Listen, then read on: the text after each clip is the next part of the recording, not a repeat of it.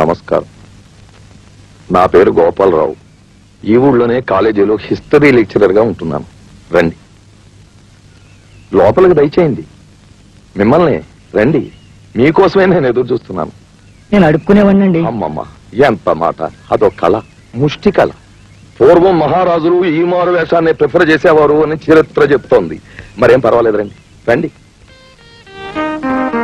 రండి రండి.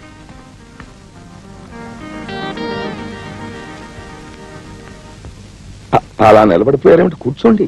వద్దు బాబు, ఏ నుంచుంటా. చూడండి, తమను నాకు సాయం చేసి పెట్టాలి. ఏ బాబాయ్, నేనేం చేయగలను బాబు? అలా కాదు, అటు చూడండి. ఎలక సచ్చింది, దాన్ని తీసి బయట పారేయాలండి. అది కాదు, అసలు విషయం చెప్పేస్తున్నాను.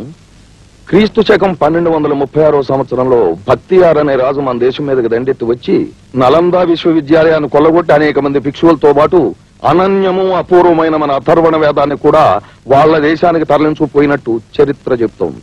ఋగ్యజు సామ వేదాలు మనిషి నడవడి, ఆధ్యాత్మిక చింతన, ఆత్మ పరమాత్మల గురించి విశ్లేషిస్తే అథర్వణ వేదం విజ్ఞాన శాస్త్రం గురించి వివరించింది. అందుకే దాన్ని ఎత్తుకుపోయి వాళ్ళు బాగా అధ్యయనం చేసి ప్రయోగాలు చేసి ఆ చైనా, జపాన్ దేశస్తులు ఈవేళ సాంకేతిక పరంగా మన చూపుకు అందనంత ముందుకు పోతున్నారు. వాళ్ళు కనిపెట్టిన ఈ విమానాలు అనేటటువంటివి మనకి ఎప్పటి నుంచో ఉన్నాయి. పుష్పక విమానాలు అన్న పేరుతో. ఇప్పుడు ఈ ఎక్స్రే టెలివిజన్ అనేటటువంటివి మనకు ఉండనే ఉన్నాయి ఎప్పటి నుంచో, దివ్య దృష్టి అనే పేరుతో. సరే, ఈ రేడియో అనేటటువంటిది మన ఆకాశవాణి పేరుతో చరిత్రలో ఉండనే ఉంది. ఇలా చెప్పుకుపోతే ఎన్నో గొప్ప గొప్ప విద్యలు, ప్రయోగాలు ఎన్నో ఉన్నాయి అథర్వణ వేదంలో. అందులో ముఖ్యమైన విషయం పరకాయ ప్రవేశం. ఆ పరకాయ ప్రవేశం గురించి నేను గత 5 సంవత్సరాలుగా కృషి చేస్తున్నాను. ఎక్కడ పెడుతున్నారు? ప్రమాణికంగా నాకు ఒక ముక్క కూడా అర్థం కాలేదు బాబు. నేను మా అన్నను పంపుతాను, ఆ 2 క్లాసులో చదివాడు. బాబు, ఒక్క నిమిషం. ఈ పరకాయ ప్రవేశం గురించి ప్రయోగం చేద్దామని మిమ్మల్ని ఇక్కడికి ఆహ్వానించాను. ఒక్క నిమిషం. ఇప్పుడు నేను ఏం చేయాలి బాబు? ఏమీ లేదు, నేను మంత్రం చెబుతాను. మీ నడినెత్తి మీద రెండే వెంట్రుకలు పీకి నేను చెప్పిన మంత్రం చదవాలి. చదివితే ఏమవుద్ది? చదవగానే మీరు పడిపోతారు. ఆ చచ్చిపోయి నెలకు బతుకుతుంది. అంటే మీరు చెప్తానన్నమాట? అదే, అచ్చంగా చావడం కాదు, పరకాయ ప్రవేశం. తర్వాత మళ్ళీ మంత్రం చదివితే మీ బాడీలోకి మీరు వచ్చేస్తారు. ఈ ఉపకారం మీరు చేసినందుకు ఇదిగో ఈ 100 రూపాయలు ఇచ్చుకుంటా. బాబాబు, నా మాట కొట్టేది. చెప్పొచ్చు, 100 స్కూల్లో చచ్చిపోవాలా? నెలకలో దూరంగానే నా శవాన్ని 200కి అమ్ముకోవాలి. వేస్తున్నావా వేసగలరు? చిత్తం అదేం కాదు, చెప్పాను కదా, పరకాయ ప్రవేశం అంతే. పరకాయ ప్రవేశం, బీరకాయ ప్రవేశం. ఇదిగో బాబు, బెచ్చగాడు గారు, నా మాట వినండి. ఇదిగో మిమ్మల్ని. అయ్యో, రాందాను మీరు ఇలా తయారవుతున్నారేమిటండి? ఆ అడుక్కునే విధం లోపలికి తీసుకెళ్లారా? అది కాదే కళ్యాణి. కళ్యాణ, నా పేరు కామేశ్వరి. కాదని ఎవరన్నారే? కాముడు. ఏం బావా, కులాసాయేనా? అరే, ఇది పట్టు గుమ్మలోనే కూర్చున్నావే. సరిగ్గా ఈ పని మీదే వస్తున్నా నేను ఇప్పుడు. తమరెవరు? నేను బావా ప్రసాదాన్ని. ఆయనకి ఏమీ గుర్తుండరా తమ్ముడు? పొద్దున పక్కింటి ఆవిడ మన ఇంటికి వస్తే ఆవిడ కాముడు అంటూ ఆవిడ పౌడి చెంగు తీసుకుని మొహం తుడుచుకున్నారు. కాముడు అనుకునే కదా తుడుచుకుంటా, దానికి కూడా కంప్లైంటా? సరే, ఇంట్లో అందరూ కులాసా? రాంప్రసాదం. రాంప్రసాదమా? ఇంకా నేను సత్యనారాయణ స్వామి ప్రసాదం అలా కృష్ణ ప్రసాద్ని. సరే, కాదన్నది ఎవరయ్యా? అసలు రాముడంటే ఒకటి, కృష్ణుడంటే ఒకటినా? శంకరాచార్యులు వారు ఏమన్నారు? కులాసాయే కదా. ఆహా, మీ ఇంట్లో వాళ్ళు తప్ప ఈ ప్రపంచంలో అంతా కులాసానే. ఉన్నమాట అన్నవరా తమ్ముడు. ఈయన పెళ్ళాం పేరు గుర్తుండదు, పిల్లలు ఎంతమందో కూడా గుర్తుండదు. మన పెద్దాడికి బట్టలు తీసుకురండి అంటే నిక్కర కూడా తీసుకొచ్చారు. వారికి 25 ఏళ్ళు వచ్చాయని నేను చెప్తేనే కానీ గుర్తొచ్చింది కాదు. సర్లే, నిక్కరకి ఎంత పడుతుందో, ప్యాంటుకి ఎంత గుడ్డ పడుతుందో నాకేమైనా తెలుసా? పైగా నన్ను ఎప్పుడైనా జేబురుమాలైనా కొనుక్కొని ఇచ్చింది మా అడుగు బావా. యు ఆర్ రైట్ బావా. చిన్నాడికి పరికిణీ గౌను కూడా తీసుకురావాల్సింది. అయినా పిల్లల గురించి కూడా నువ్వు పట్టించుకోపోవడం ఏం బాలేదు బావా. నా పిల్లల గురించి పట్టించుకోవాల్సిన అవసరం నాకెంత మాత్రం లేదు బావా. వాళ్ళు జాతి రత్నాలు. ఇదిగో, హుమయూన్ కడుపున అక్బరే పుడతాడు తప్ప ఔరంగజేబు పుట్టడు. అది హిస్టరీ, మర్చిపోకు. ఇక మా పెద్దాడున్నాడు, వాడి సంగతి చెబితే వాడి పేరేమిటి? కర్మ గోపి. కర్మ గోపి. కర్మ గోపి. ఆ గోపి వాడిని చూస్తే శ్రీరామచంద్రుడు ఈ పేరెట్టుకున్నాడేమిటా నువ్వు ముక్కు మీద వేలేసుకుంటావు. అసలు ఈ ప్రపంచంలో సిగరెట్ అనే వస్తువు ఒకటి తయారు చేస్తారు అనే విషయం కూడా తెలియదు వాడికి.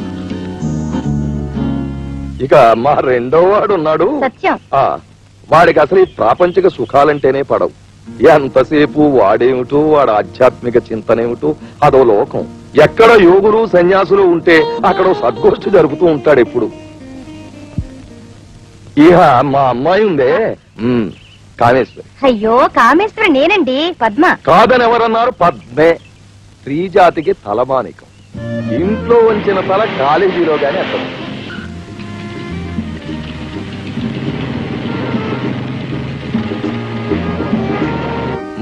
ముగ్గురే బావా, 3 వరహాలు.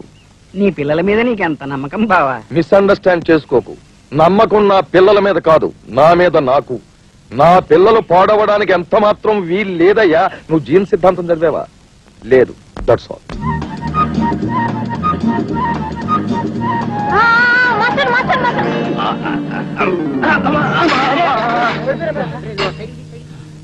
సారీ మాస్టారు. పర్వాలేదమ్మా, పెద్ద దెబ్బలేం తగలేదు. మాస్టారు. ఓహో మార్గరెట్, కులాసాయే కదా. అవునులేండి, మీరంటే ఇష్టపడేవాళ్ళు మీకెందుకు గుర్తుంటారు? అది కాదు, పేరు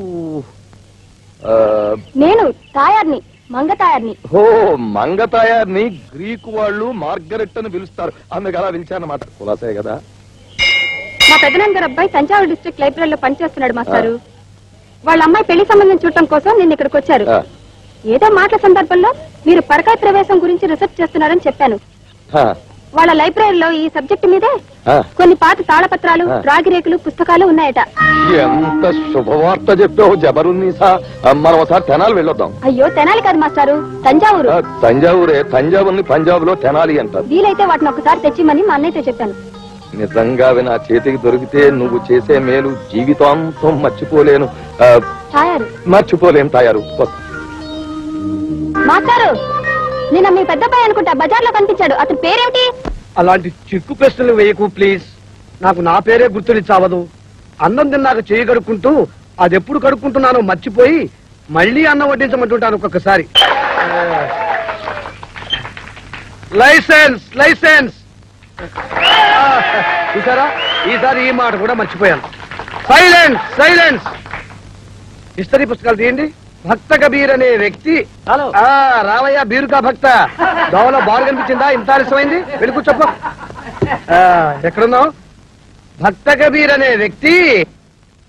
ఏమ్మా, ఇంటి దగ్గర మొగుడిని ఆఫీసు పంపించి పిల్లల్ని స్కూలు పంపించి వస్తున్నావా? పాపం ఇంత లేట్ అయింది. వెళ్ళి కూర్చోప్ప. ఈమె శారద, 2 బిడ్డల తల్లి. అయినా కూడా ఇంత హాయిగా, ఆనందంగా, ఆరోగ్యంగా ఉండడానికి కారణం హార్లిక్స్. ఏం చెప్తున్నానరా అక్బరు? భక్త కబీరు ప్రముఖ బీరు వ్యాపారస్తుడు. బతుకు బోరు కట్టినప్పుడల్లా బారుకెళ్లి బీరు కొట్టేవాడు కబీరు.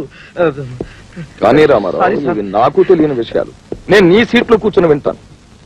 మహాభక్తుడైన కబీర్ ని బీరు భక్తుడని చెప్పగలవాడివి, సూరదాసుని సారాదాసుని కూడా చెప్పగలవు. కానీ రాను రాను ఈ కుర్రకారుకి చరిత్రన్నా, మహనీయులైన చరిత్రకారులన్నా చులకనైపోతుంది. ఎందరో మహానుభావుల అవిశ్రాంత తపస్సు వల్ల, అకుంఠిత దీక్ష వల్ల ఈవేళ మనం సిమెంటు గోడల మధ్య కరెంటు పంకాల కింద కూర్చుని అచ్చు పుస్తకాలు చదువుకోగలుగుతున్నాం. కానీ మనం ఏనాడు ఈ సిమెంటుని, కరెంటుని, ప్రింటుని కనిపెట్టిన మేధావుల గురించి తలుచుకున్నా వికరిస్తాం, వేళాకోళం చేస్తాం. అది మనం విద్యాలయాల్లో నేర్చుకుంటున్న విచిత్ర సంస్కృతి. శృతి ఆపరా గురుడా, ముక్తి నొసగరా గురుడా. ఇంకా అల్లరి పెట్టండి. మహామేధావులందరినీ లోకమిలాగే అల్లరి పెట్టింది. ఐన్స్టీన్ ఏమన్నారు? పిచ్చివాడన్నారు. సోక్రటీస్ ని వెర్రివాడన్నారు.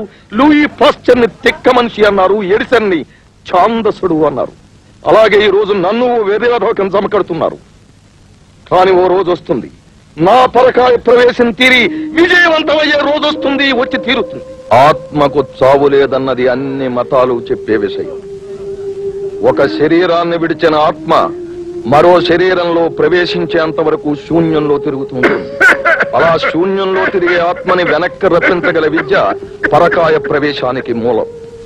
క్రీస్తుకు పూర్వం ఎంతో ముందుగానే విక్రమార్కుడు ఈ పరకాయ ప్రవేశం ద్వారా ఓ చిలక దేహంలో ప్రవేశించేటట్టు మనకు సాక్ష్యాధారాలున్నాయి. జగద్గురువులు ఆదిశంకరాచార్యుల వారికి ఈ విద్య బాగా తెలుసునని పెద్దలు చెప్తారు. ఏదో రోజున ఈ అత్యద్భుత విద్యలో విజయం సాధించి విజయ భేరి మ్రోగిస్తాను.